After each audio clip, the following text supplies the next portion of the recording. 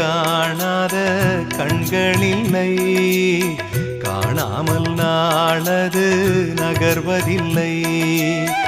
கண்ணன் என்றாலும் கள்வன் என்றாலும் கருணை புரிவான் ஸ்ரீ கிருஷ்ண பகவான்.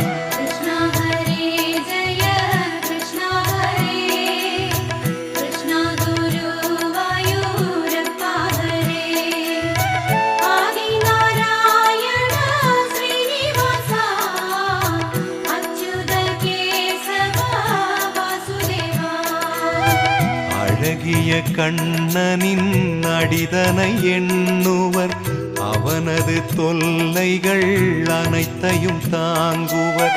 வெண்ணையை திருடிய கண்ணனின் லீலையை கண்டு ரசிப்பதே